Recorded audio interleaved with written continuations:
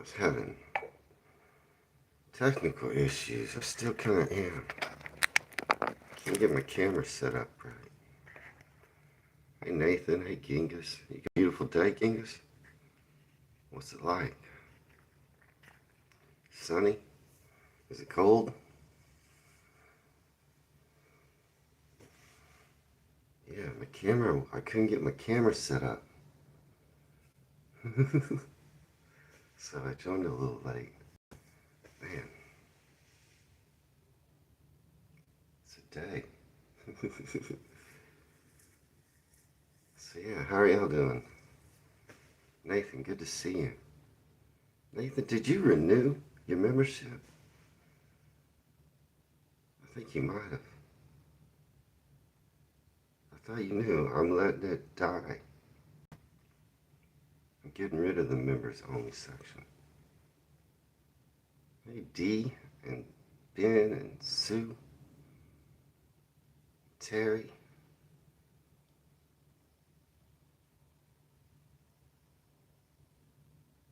So I've been rushing around this morning. It's like my train of thought. Battle of Britain. It won in the, put up a poll in the community, ideas for live streams. Battle of Britain won, and that's what I'm doing today.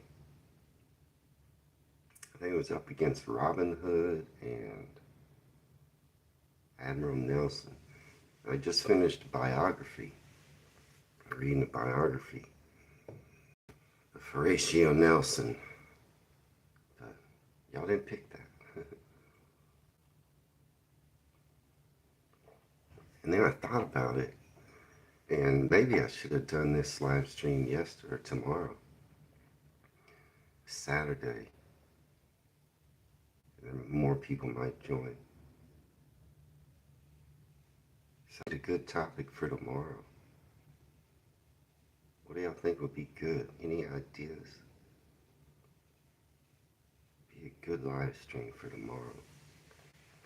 Saturday, more people might be able to join, especially if I have a good topic. Like today's is a good topic.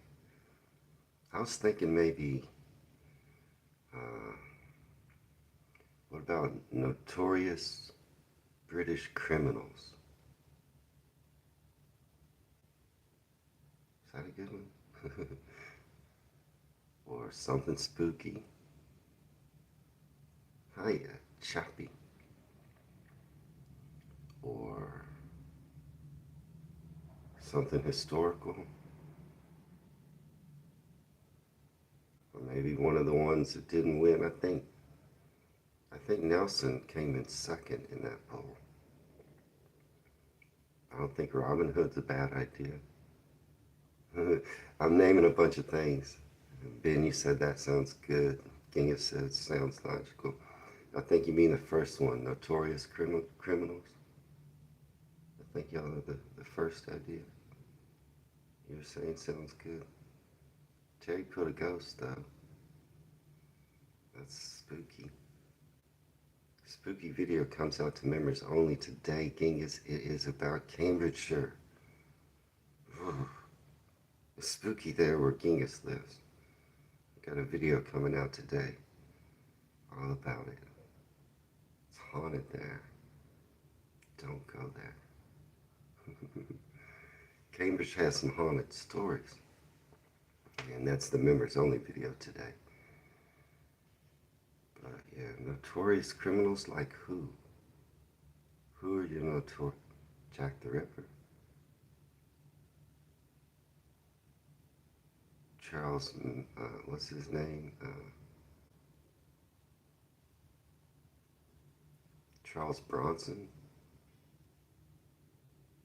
Are these notorious British criminals? Who else? I don't know, I could look them up, but is there anyone that comes to mind? Right, that Charles Bronson guy? He's still in prison, isn't he?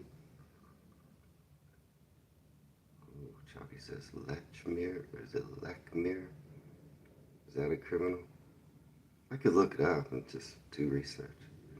Just wondered if there's any of them that come to your mind quickly.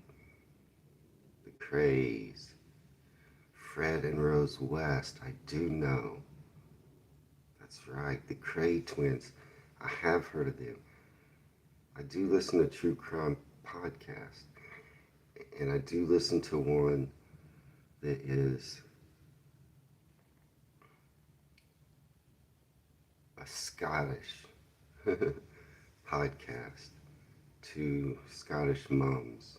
They talk true crime. The Yorkshire Ripper, Aaron Kosminski, Peter Sutcliffe.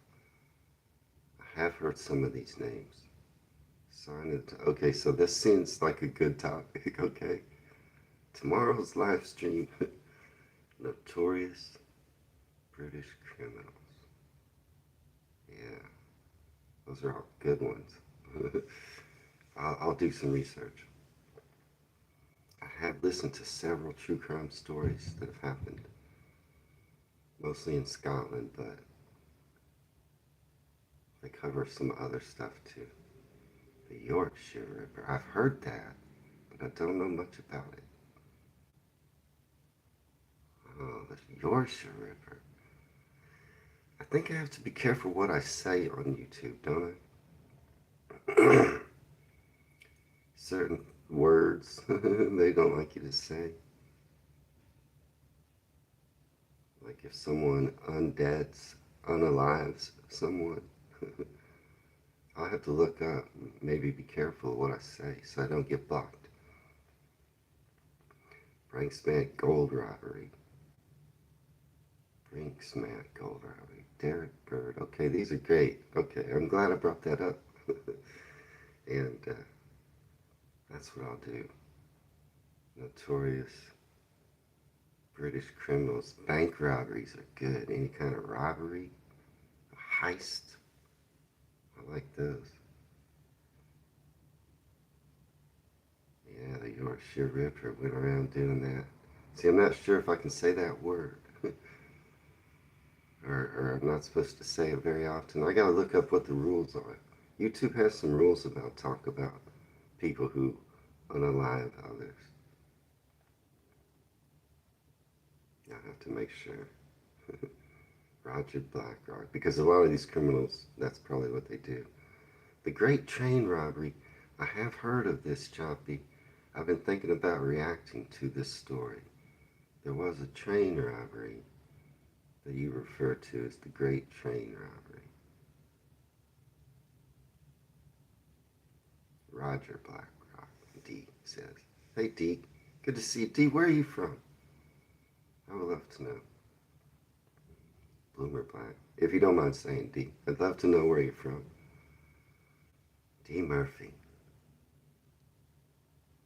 The Millennium Born Robber. Millennium Dome. Okay, y'all got lots of good ideas. I'll go back and I'll review all these comments.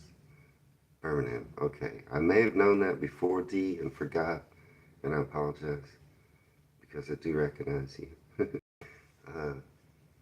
from comments and things. Birmingham. I do like Birmingham.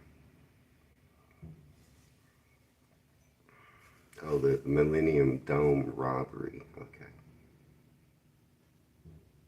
Bringsmith. They used to use property near Bath, Wills Bridge. This is all interesting. Okay.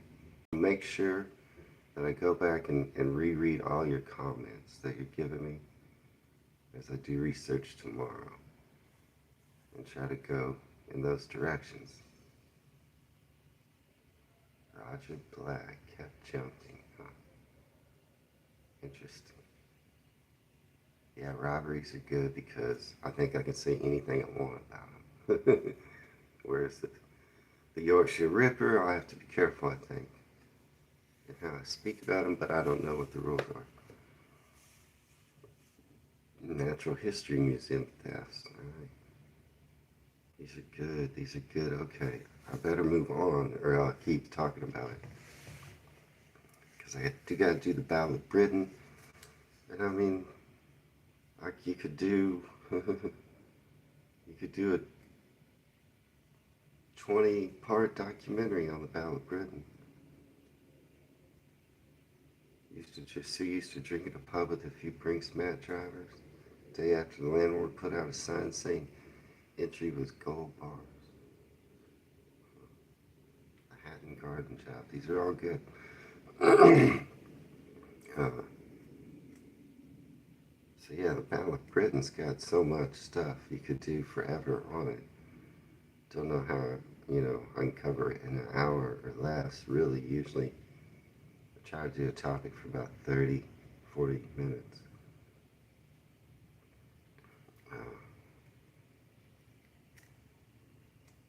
Out now on the regular channel is the Football League video and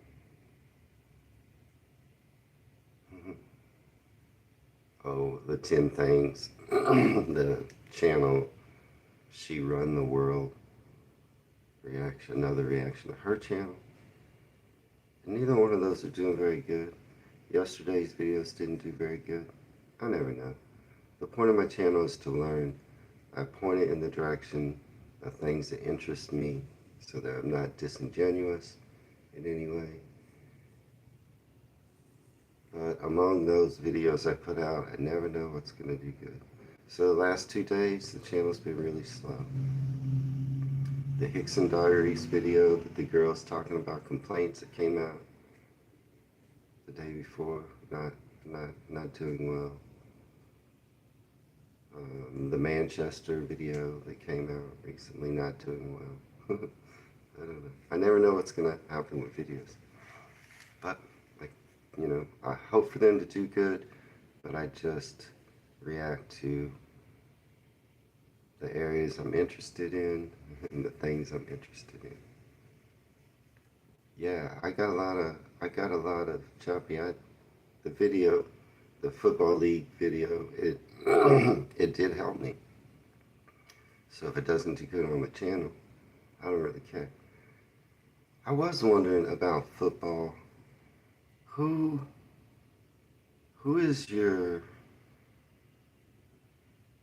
are your historically great teams? You know what I mean?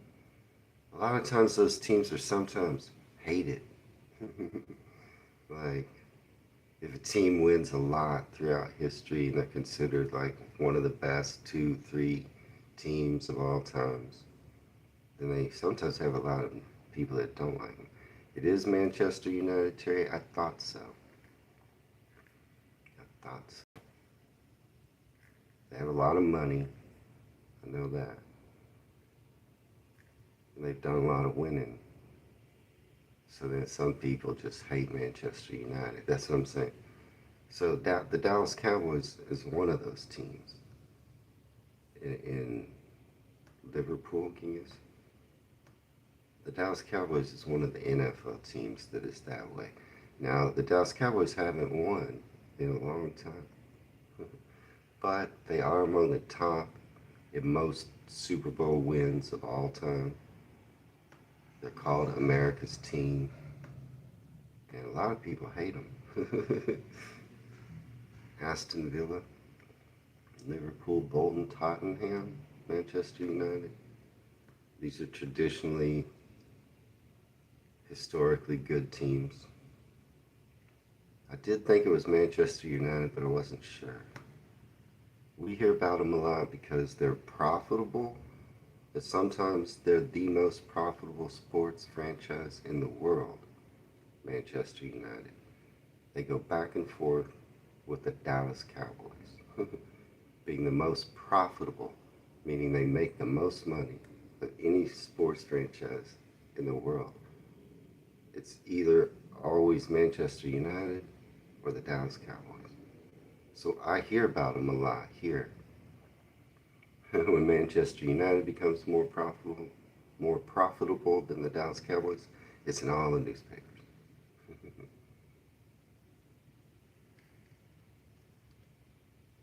Okay, I was just wondering. I mean, I am gonna, when I find time, it's hard to find time, I'm gonna watch some of your football, and I mean, my team is Newcastle. I'm sorry. They're the first ones that invited me. They're like, be a part of Newcastle United. And that probably makes Choppy happy and the rest of you not so happy, but I want to follow Newcastle for sure. But I don't mind following your teams that you like. Genghis, you like Liverpool. I like to watch the Liverpool game. Terry, I know you like Manchester United, right?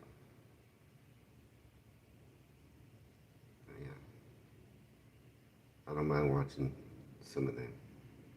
I'd like to also follow some of your teams, is what I'm saying. But if I have to pick a team, it's fun to pick a team, right? It's fun to pick a team. If I have to pick a team, I have to pick the people that first were like, come be a part of us. And that was Newcastle. So I'm probably gonna watch some Newcastle and some of your other teams, especially before the season gets ended. I don't want to miss out, but I do know now I have until May. Okay, I gotta get. Okay, also, as I'm letting the members only channel die, I'm gonna start releasing some of the older members only videos. I already did it. I released Robert Louis Stevenson's house yesterday, and this morning I released the scones tasting video because they were older members only, and I gotta start releasing those to the regular channel before I get rid of my members, my membership channel. So you'll start seeing some of the older members only videos get released, but you'll still see new ones coming out for those that are members. Today it is Haunted Cambridge or Cambridgeshire. It's Haunted Dingastown. That's your video today. Oh, did I mention the other videos that are coming out today? Oh, I didn't write them down. Oh, it's this guy goes camping up in the Lake Lomond, Chaucer's in Scotland, the national park up there. This kid goes camping in just wild camping up there in that area. It's really beautiful. It's a young kid. It's not Liam Brown, but it's a young Scottish guy. And he went wild camping and hiking up there in that national park in Scotland. Gosh, it looks so nice. And so that video comes out, members early release today, comes out regular channel tomorrow. And the other video, oh, is a new channel, and it's a guy talking about British words that are rude in America. No, Terry here, and Terry's asked me a question about cooking videos. So that'll be members early release today. I'm waiting to do more cooking videos for the channel to not have a members only area, okay? But I do need ideas. What should I do next? Because that'll be in about a week and a half, 2 weeks. If you have ideas on what I should cook next, let me know. Choppy, you're making me laugh. You know, it's not weird for me to say fanny pack. I don't feel weird saying fanny at all. Fanny. It's just another word to me. Am I making you laugh? Is that weird to you?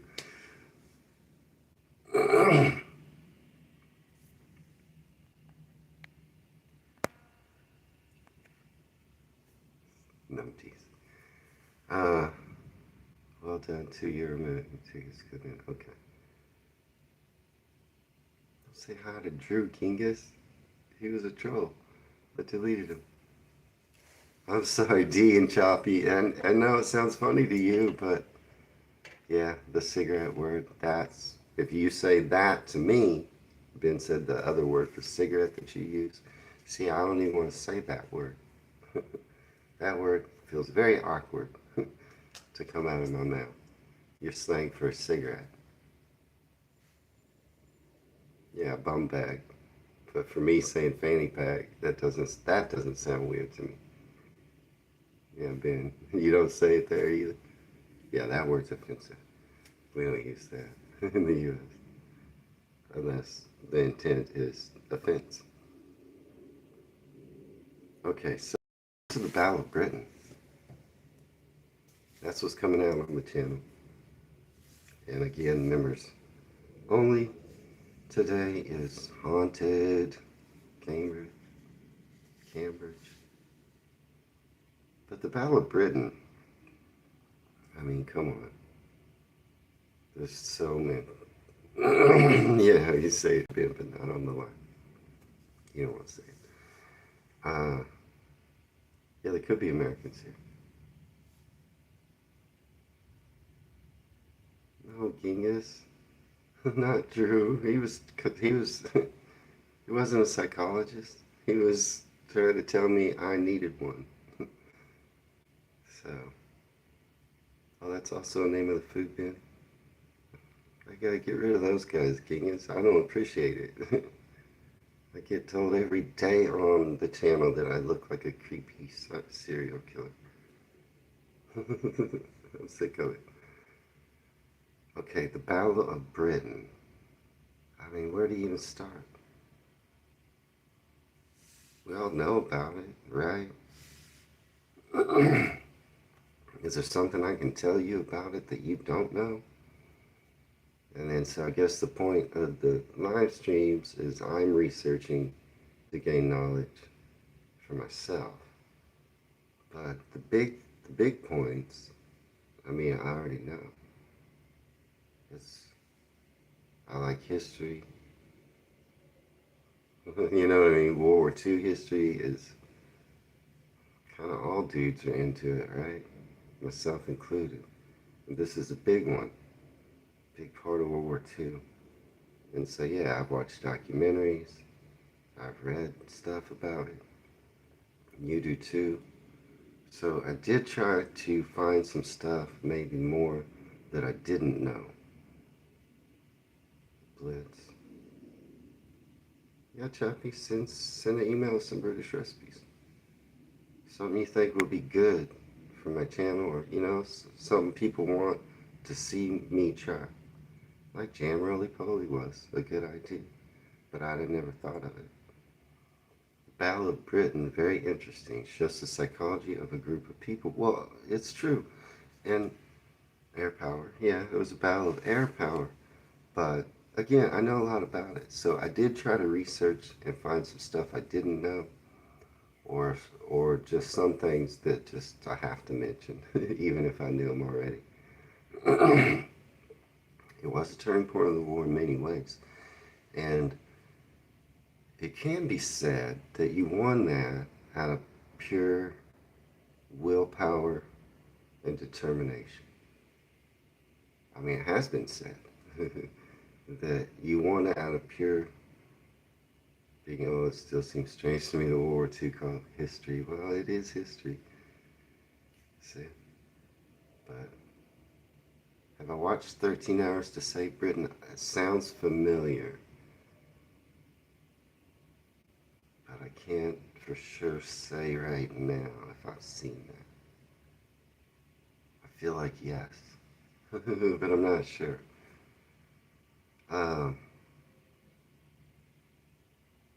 Yes, we will talk. Well, you said a lot of Polish, 633 squad, 303 squadron, I think. There may have been more than one, but I believe the famous Polish squadron was the 303. But yeah, I want to talk about that in a second, for sure. The Polish pilots. Yeah, it could be said, it has been said, that you won that with pure willpower, determination, and that's true. However, you gotta have more than that. You're underdogs in the fight, no doubt. But it wasn't just willpower. It was strategy. It was, and part of the strategy was just hold on. That was part of the strategy. But it was willpower in action. Does that make sense? Willpower without action, it's not really willpower. But your people, as you said, galvanized and actually did things that allowed you to both hold on, and your leaders strategized a way to win that and wear down the Luftwaffe. Radar helped. Yeah, that's what I'm saying. You also engaged in a way that was the right strategy. And that, coupled with the willpower, which was a big part of it, is how you won. I hope that makes sense what I'm saying. You didn't just say, dig in and say, we'll just wait it out. You were smart about it. And yes, I had the Stuku, you had the mosquito. Yeah, your technology helped a lot too.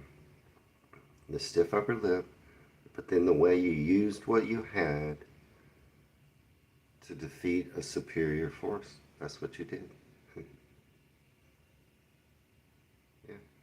All your technology, your stiff upper lip, all came together. And yeah, German radar was better, but it was the start of World War II. Yeah, I mean, the Germans had good technology. The British countered with their own good technology. Eventually you were able to break their coding system, which was supposed to be unbreakable. And you outdid them, even in technology eventually.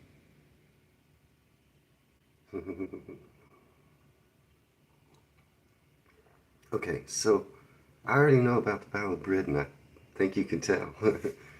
So, let's talk about some of, I got kind of a general article here. I'll just read maybe a paragraph or two. The Battle of Britain, the air battle for England, was a military campaign of the Second World War in which the Royal Air Force and the Fleet Air Arm of the Royal Navy defended the United Kingdom against large-scale attacks by Nazi Germany's Air Force, the Luftwaffe. It was the first major military campaign fought entirely by air forces. It takes its name from the speech given by Prime Minister Winston Churchill to the House of Commons on June 18, 1940, what General Weygand called the Battle of France is over. I expect that the Battle of Britain is about to begin.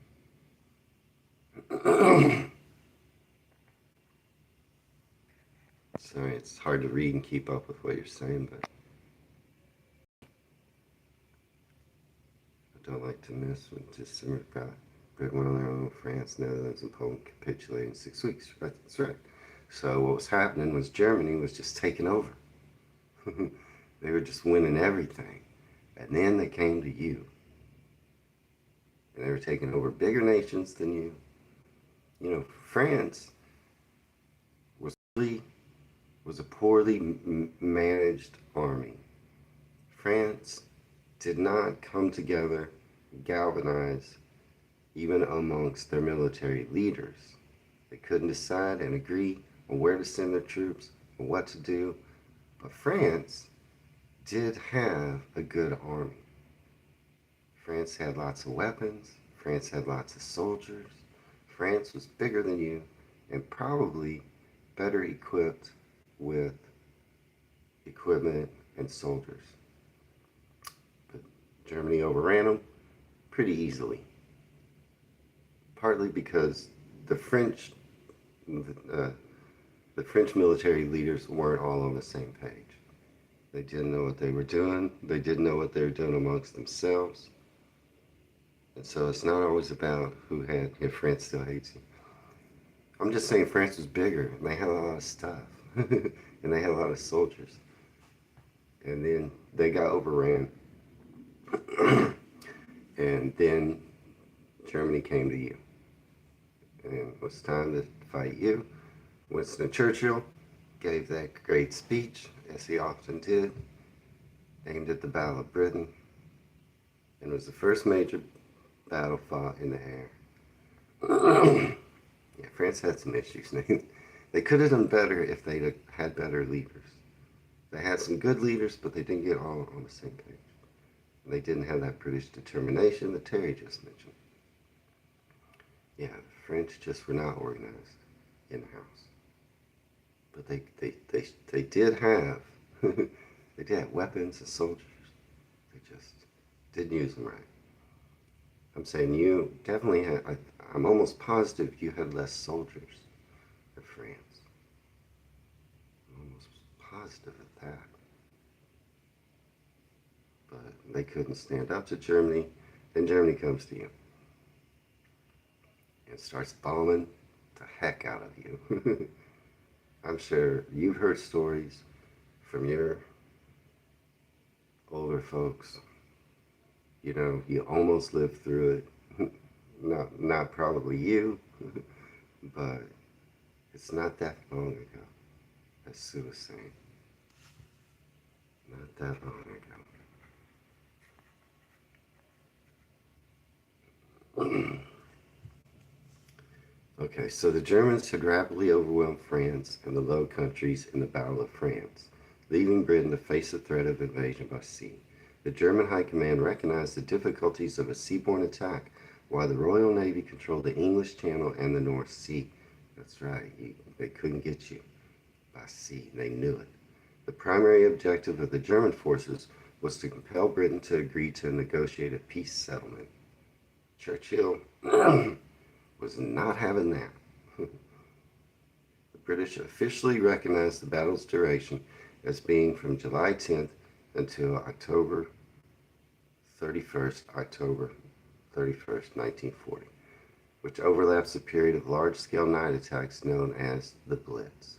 That lasted from September 7th, 1940 to May 11th, 1941. German historians do not follow this subdivision and regard the battle as a single campaign. Okay, so it's just talking about the dates.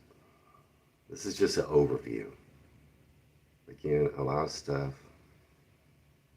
you and me probably already know about the general talking. In July 1940, the air and sea blockade began, with the Luftwaffe mainly targeting coastal shipping convoys, as well as ports and shipping centers such as Portsmouth.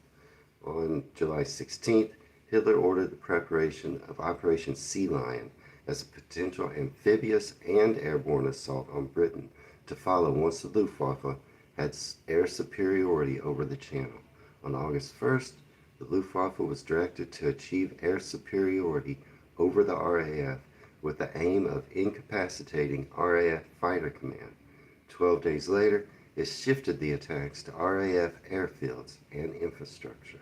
As the battle progressed, the Luftwaffe also targeted factories involved in aircraft production and strategic infrastructure.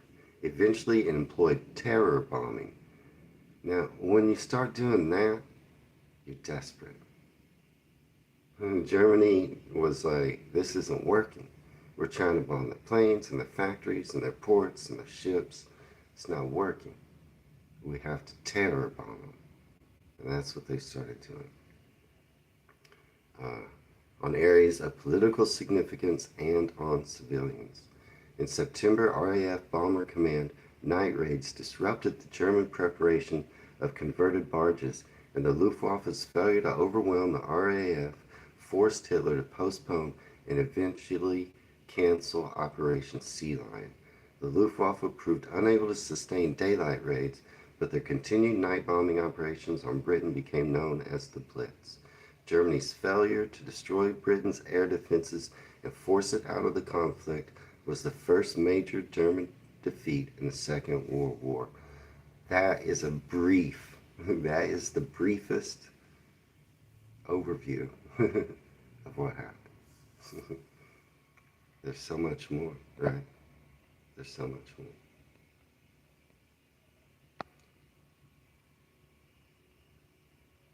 Well, yeah, true. They did surrender, and that was part of their strategy. They tried to hold on to parts of France, and they thought it was better for the people. And yeah, some famous buildings didn't get destroyed, but the artwork all got stolen. forget all the, don't forget all the Commonwealth troops. Sue, I am going to talk about that. You did have the greatest navy. You especially weren't susceptible by sea from the European mainland. Sea line would have been a disaster had they tried it. They didn't even get close, Nathan. Game was too arrogant. Blitzkrieg, shock troops. Stay calm and carry on the British way. That's right. Stay calm, carry on the British way. Terry's right. So that was the briefest of overviews of what happened. I guess I just wanted y'all to know that I knew. I knew. So there's all kinds of strategy that becomes involved. The Commander of Chief, Air Chief Marshal Sir Hugh Dowding. Both you and I have probably heard of him. Yeah, that's right, Nathan. You guys know a lot about this too. Some of your other commanders, Sir Quentin Brad, Keith Park, Commander Keith Park, Trafford Lee Mallory, Richard Saul. So these people in the RAF helped lead this whole thing. A lot of the children from the northern cities came to Lake District for safety, and from the southern cities went to Cornwall. Okay, interesting, Chucky. Hugh Dowding was great. Yeah, so he's well known around the world. I mean, I think he is, right? Okay, so during the early test, I was going to talk about the Dowding system, okay? I don't know if this interests you or not. I'm going to read a little bit about the strategy here. During the early test of the chain home system, this is the Dowding system, the slow flow of information from the CH radars and observers to the aircraft often caused them to miss their bandits. You're talking about radar. The solution today known as the Dowding system was to create a set of reporting chains to move information from the various observation points to the pilots and their fighters. It was named after its chief architect, Stuffy Dowding. Reports from CH radars and the observer corps were sent directly to Fighter Command Headquarters at Bentley Priory, where they were filtered to combine multiple reports of the same formations into single tracks. Telephone operators would then forward only the information of interest to the group headquarters, where the map would be recreated. This process was repeated to produce another version of the map at the sector level. I know this might be confusing to you. Covering a much smaller area, looking over their maps, group level commanders could select squadrons to attack particular targets. Okay, so this is what I'm saying, is it wasn't just your stiff upper lip.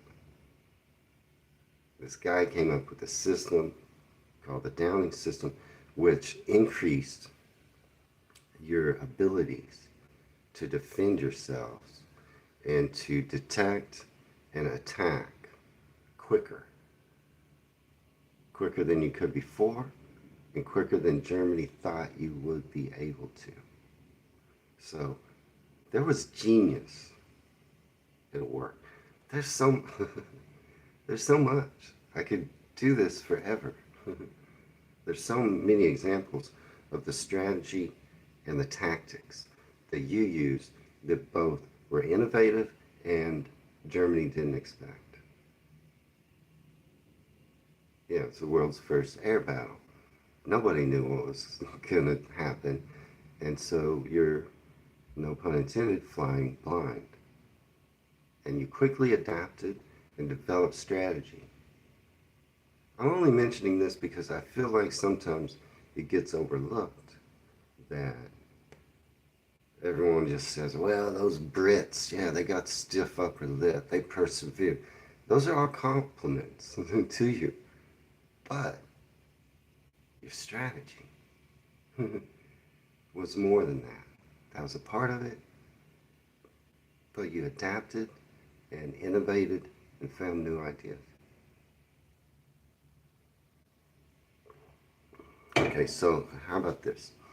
In the late 1930s, Fighter Command expected to face only bombers over Britain, not single-engine fighters. A series of fighting area tactics were formulated and rigidly adhered to, involving a series of maneuvers designed to concentrate a squadron's firepower to bring down bombers. RAF fighters flew in tight V-shaped sections of 3 aircraft, with 4 such sections in tight formation. Only the squadron leader at the front was free to watch for the enemy. The other pilots had to concentrate on keeping station. Training also emphasized by-the-book attacks by sections breaking away in sequence. Fighter Command recognized the weakness of this structure early in the battle, but it felt too risky to change tactics during the battle because replacement pilots, often with only minimal flying time, could not be readily retained, and inexperienced pilots needed firm leadership in the air only rigid formations could provide. German pilots dubbed the RAF formations rows of idiots because they left squadrons vulnerable to attack. Okay, this goes on. I have to skip a lot. Okay, so what happened was you changed your tactic. Yeah, they flew like geese. And there's so much here, and I don't have enough time. So as this story goes on, I'm just going to summarize. So you changed tactics uh, a little bit, and you continue to adapt. That's the point I'm trying to make. You kept adapting, and eventually the Germans were like, oh my gosh, they're not what we expected. You continue to amaze the German forces by the way you adapted, the way you strategized. It wasn't just the stiff upper lip. There's so many more examples. I don't have time to go over them all because I want to talk about some other stuff. Okay. I want to talk about, as Sue said, Commonwealth assistance. And I want to talk about the Polish pilots because, right? You can't leave them out. Okay, here it is. About 20% of pilots who took part in the Battle of Britain were from non-British countries. The Royal Air Force Roll of Honor for the Battle of Britain recognizes 595 non-British pilots out of 2,936. So 600 out of 3,000 of the pilots were not British.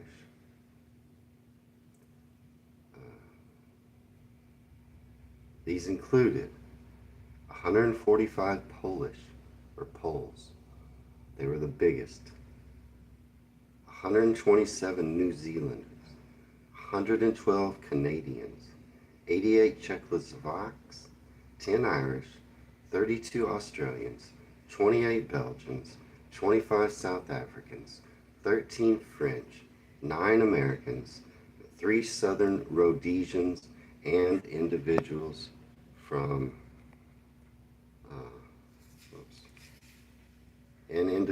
from Jamaica, Barbados, and Newfoundland. Okay, the U.S. only sent 9. At the time, the American people were not for getting involved in a European war. My apologies for us. And so only 9 Americans volunteered to go and help you out at that time in the war. I'm sorry I'm missing some of your comments. Choppy, your great-granddad, Jack Bowman, was evacuated from Dunkirk in 1940. Jack died when you were 6, but you can sort of remember him. Nathan says there's a nice memorial in London for the Polish. I'm about to talk a lot, or as much as I can, about the Polish. I think you could be wrong. Coal miners, farmers, and shipbuilders didn't have to go to war. reserved occupations. Well, they fought in other ways, Chucky. The farmers, you needed them. The shipbuilders, you needed them. Coal miners, you needed them. Now, the SAS was incredible at paying Irishmen. Okay. Okay, so mostly your help came from the Poles, the New Zealanders, the Canadians, the Czechoslovakians, and then quite a few Australians, 32, Belgians, South Africans, a few French, 9 Americans, and yeah, so you had Commonwealth help from other countries, but let's talk about the number 303. I believe that is right. The 303 Polish Fighter Squadron was the highest scoring fighter squadron of the Battle of Britain. Your best squadron. The Polish. They were mad. They'd been overtaken, and these pilots had fled. They'd gotten away, and they were ready to fight Germany. They were your best squadron, the 303, the highest scoring fighter squadron.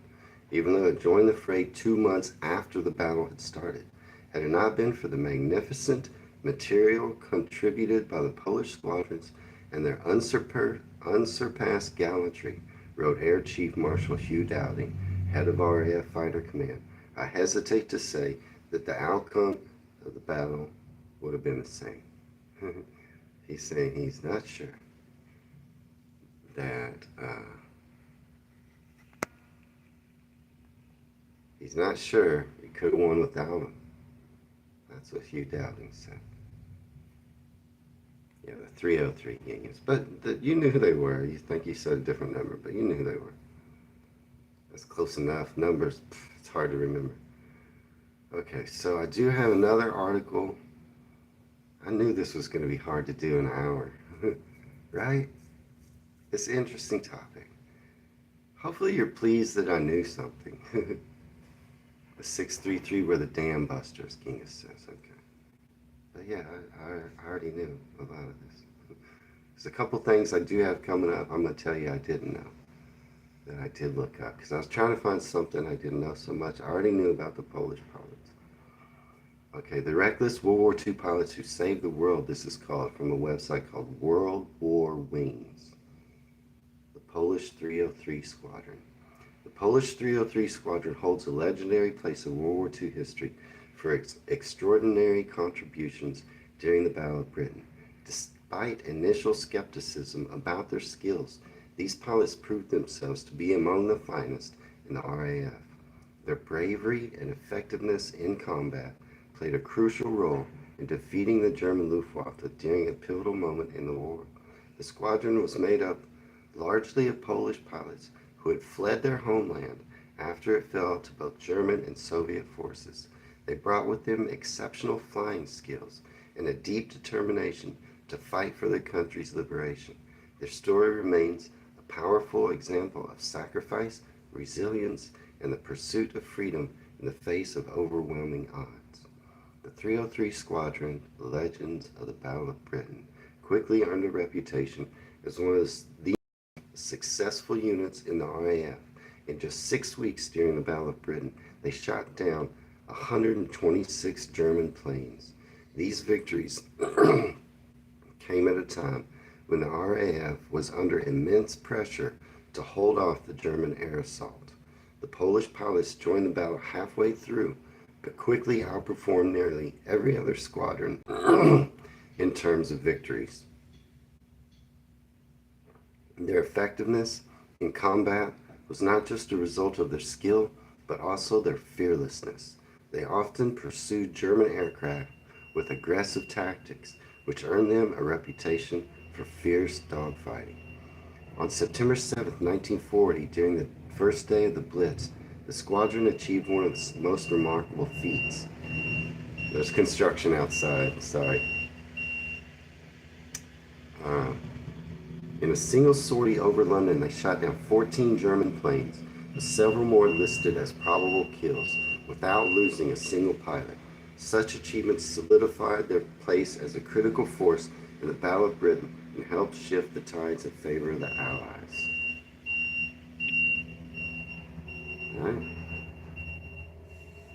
Yeah. Chapeau to them, right? They were good.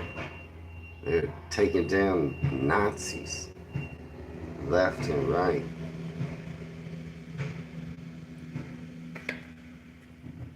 Taking down Nazis left and right. The Poles. Even the RAF leader was like, wow, we needed them. They came at the right time, halfway through, when things looked kind of rough. It was looking kind of rough for you. It was, and they came along and they said, let us kill some Nazis. And they did a good job. And there are other stories of other Commonwealth pilots, you know, not that the Poles were a Commonwealth, but of other pilots from other nations that came and helped you. Pretty cool. There's so much more to say, and I'm coming towards the end, you know, but I'm not, you know, this isn't my first time reading about the Battle of Britain. I did find something that I want to throw in. But yeah, great job. What else can I say? I'm going to move a little bit past talk about the Battle of Britain, with some couple of other things that I did learn that I didn't know before that are associated with the Battle of Britain. But hats off. Your stiff upper lip, your stay calm, your galvanization of your country as a people, coupled with your ability of your leaders to plan strategically and to shift and to learn and adapt and to advance technology. That's all what won for you in the end. But y'all know, I know it went by so quick. I knew, Geese, I can't cover everything about the Battle of Britain. Not in an hour. But you did a great job. But you know that I'm going to look up on any topic, food. So, for my curiosity and wanted to learn something maybe I didn't know, I looked up, I just did a search, food from the Battle of Britain. It may seem like a strange search, but something came up, and I had never heard of this. And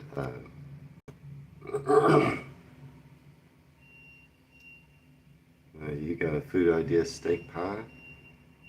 Okay, you got a recipe, Terry? You can email me. Adaptability was your greatest asset. A lot of stuff, man, I just made the light weird. Anyway, I looked up food. I never heard of this, so I learned something new, which is what I always want to do in my live streams if I can. And I searched World War II Blitz or Battle of Britain or something recipes for foods.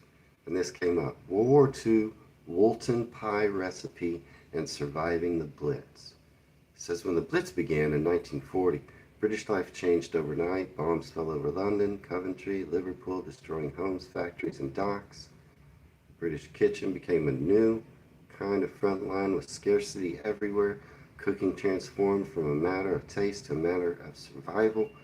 From this pressure rose one of the most famous dishes of the war, Woolton pie. I had never heard of this. All I did was a cursory look because you know I'm always interested in your food. And I thought maybe I'll learn something new. And sure enough, I did. Yeah, I know World War II is where the stereotypes of British food comes from. You had to, that was part of your stiff upper lip. You had to ration. You had to make do with what you could and not grumble about it. And just move on and carry on calmly. That's what you did. So I know that. But this caught my eye. Named after Lord Frederick Marquis, the Minister of Food, the pie was created to represent resourcefulness in the face of hardship. It was designed not to indulge but to sustain. It was food as morale, proof that the British spirit could endure not only air raids but empty shelves. The Blitz left the cities in ruins, but also revealed something enduring, the quiet strength found in a home-cooked meal. The Battle of Britain and the War for Food was fought. The Battle of Britain was fought in the skies, but the struggle to feed the nation happened quietly in kitchens across the country. Okay, so carrots, cabbage, and potatoes became the new soldiers of the home front. They filled soups, stews, and puddings, offering vitamins and volume when meat was scarce. The Ministry of Food distributed pamphlets and radio programs to teach people how to cook creatively, stretch ingredients, and avoid waste. Lord Woolton and his famous pie. Lord Woolton was not a chef but a businessman, and that may have been his greatest strength. He approached food with logic and empathy, understanding that nourishment was as psychological as it was physical. Teaming up with Francis Letray, the head chef of the Savoy Hotel, Woolton developed a simple vegetable pie that could be made entirely from homegrown ingredients. The result was a dish both humble and ingenious. Root vegetables were diced and simmered with oats and marmite, forming a rich, savory base. On top went a crust made from mashed potatoes and wholemeal flour, no butter, no eggs, just what was available. It was served in dining halls, canteens, and homes as a patriotic meal, a symbol of cooperation between the government and the people. It was food that told a story, and that scarcity need not defeat imagination. Hmm. Anybody ever eaten Woolton pie? I just found it interesting. I like to learn something new.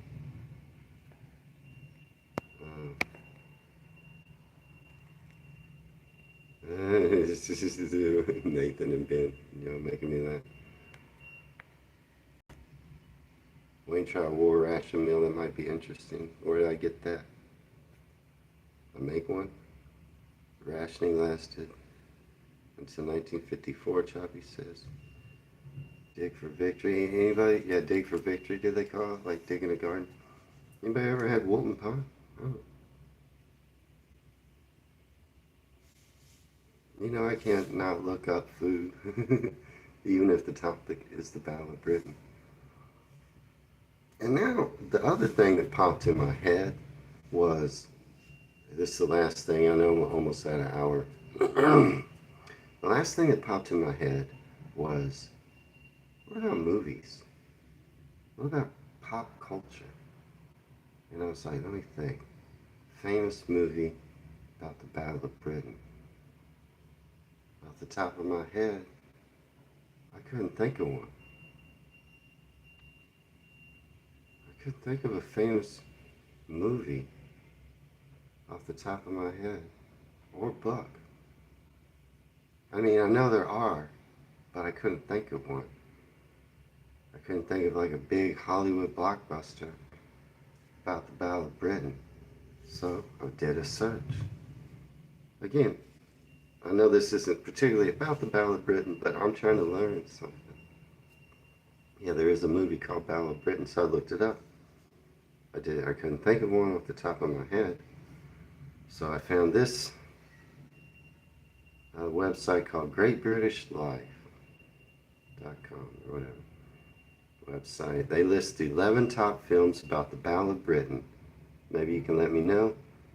There is one called Squadron 303 and one called Battle of Britain. I already looked at the list, but I'll let you know if I've seen any of these, and you can let me know if you've seen any of these. This is 11 films about the Battle of Britain. So, Battle of Britain. That's the first one on the list. It is 1969, probably the most famous one, with a barrel load of famous names including Sir Laurence Olivier, Michael Caine, Christopher Plummer, and a young Ian McShane. Came out the year I was born, 1969. I have never seen it. I've never seen it. Have y'all?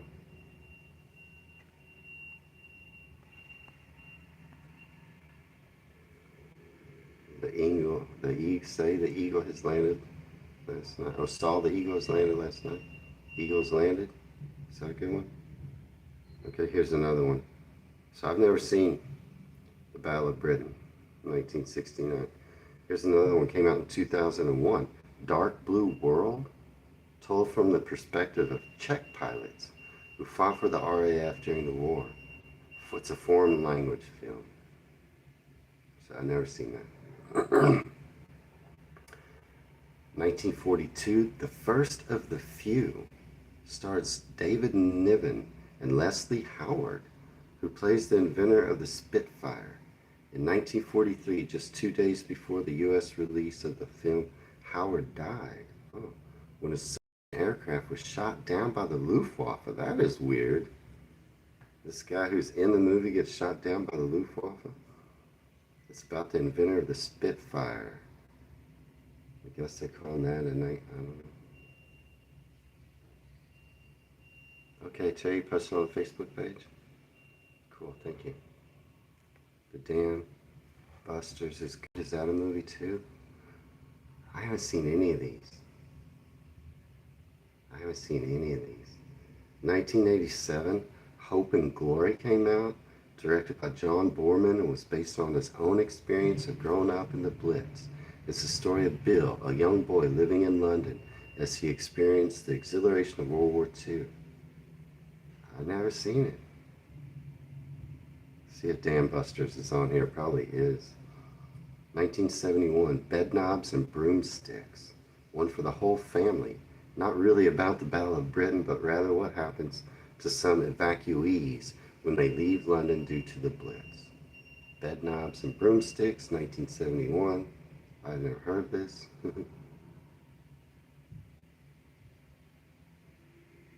Okay, Mrs. Miniver, 1942.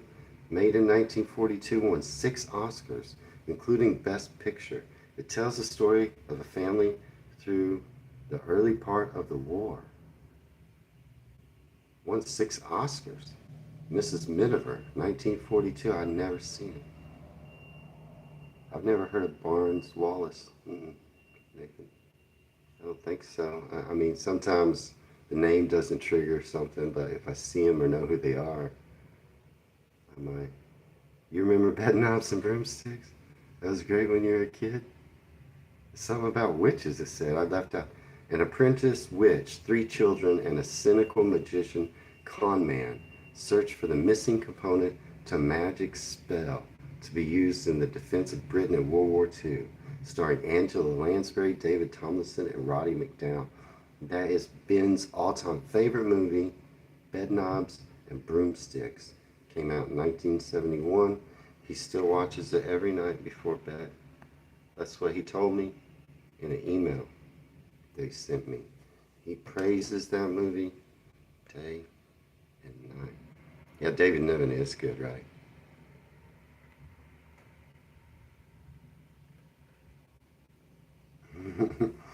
Okay, but also, so moving past Bedknobs and Broomsticks, Ben's favorite movie, Mrs. Miniver won 6 Oscars. In 1957, The One That Got Away, the true story about a German pilot shot down in 1940 who became the only Axis POW to escape. I've never seen that. Reach for the Sky in 1956, a classic British war film about Douglas Bader, who lost both of his legs in a flying accident, but went on to be a pilot in the Battle of Britain. Got shot down in 1941, then escaped from a POW camp before finally ending up in Colditz. Reach for the Sky, 1956. That sounds like an interesting story, but I've never seen it. Yeah, Alan Turing was instrumental in the war, yeah. Not in the Battle of Britain, but, you know. Doug Bader? That sounds crazy. Never heard of that. Douglas Bader lost both of his legs. Was a POW. Got shot down. Never heard of that. That movie came out in 1956. It's called Reach for the Sky. In 2016, their finest. Okay, this. Not specifically about the Battle of Britain, but set during it. The film sees Gemma Arterton join the Ministry of Information in order to create a moral boosting film about Dunkirk. I haven't seen it. That's called their finest. I guess like their finest hour. Came out in 2016.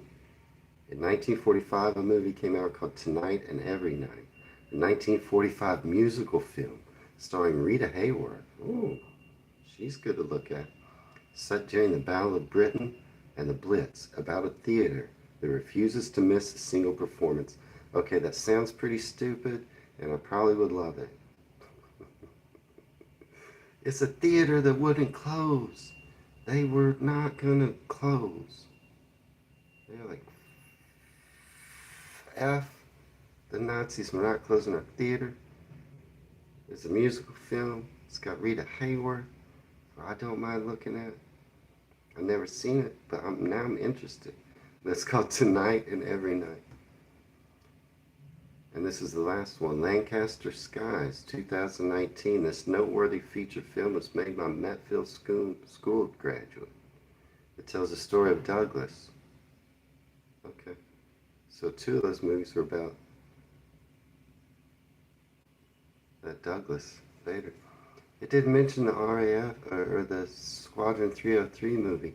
I've heard of that. It wasn't on this list. And it didn't mention Dam Busters. Y'all mentioned that. You all said that was a good film. It's about the Battle of Britain. Anyway, the last 2 things about food and movies were just because I felt like I knew all that other stuff. And I just wanted to learn something new I didn't know. And I was curious. So, good job, y'all. You did better than any other, and you're just a small country, and you held them off. It did help that you were an island, and that your Navy was, I mean, now the German Navy, they gave you a run for your money there in the open seas with their U-boats.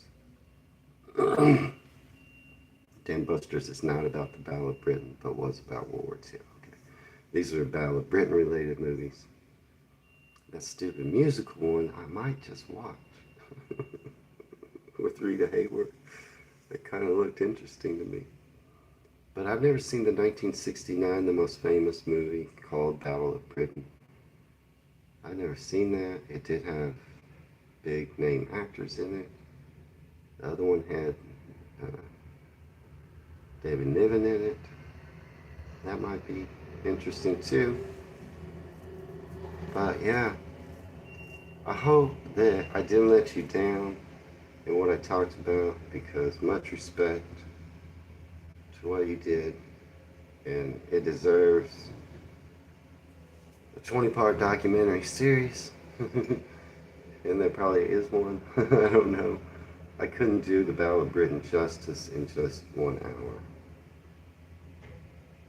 So, Nathan says Ben has burst his bubble, and that is a new movie coming out soon, Bubble Busters. But it'll never, in the heart of Ben, it'll never replace, what was it? Bedpost and broomsticks. Thank you, Carmen. In your heart. That will always be right there for you, Ben. Maybe I should watch that movie. Bed knobs and broomsticks. Like a kid's movie, huh? But that's what I got. Yeah, you could do a whole another Enigma machine. Alan Turing. Yeah, you could do a whole nother 20-part documentary on that whole thing. But hopefully that was that a good live stream? I tried my best. It was too big of a topic. I try my best because very significant in history. Be it recent history, like Sue says. It's not that old. But hopefully I'll like that. I will be releasing, I'm a little behind on editing because I've been working so much. A lot of times I have these reactions, but I still have to edit. And so my release to the members right after the live stream, it'll be a little delayed. I gotta edit. But I'll get the members' early releases out as quick as I can after the live stream. And I already told you what they were. And of course, on the regular channel, everything comes out usually in the mornings there. And sometimes I put one out in the afternoon. You will start to see me releasing members only videos that are older. I'm going to start trickling those out into the regular channel. So yeah, I did my best, Nathan. I did my best. There's a lot. There's so much. Just about that one battle. Just about the Battle of Britain. There's so much. But hats off to you, and I'm sure you're grateful to those very angry Poles that were just out to get the Nazis. I'm sure. Great job to all of you that fought in that. I'm sorry we only sent 9 pilots. At the time, war was not. The U.S. didn't want to get involved. But Nathan, Sue, Gingus, Ben, Carmen, thanks for the compliment. Terry, good to see you all. It's nice to have Dee here from Birmingham. Choppy. Sue, I hope I don't miss anybody, but always Gingus, Ben, Nathan, Terry. Good to see you all here. And tomorrow, let's talk about notorious British criminals, right? That sounds fun too. Let's do that. That'll be fun. So Wayne from Dallas, Texas, signing out. Y'all have a great day. Cheers.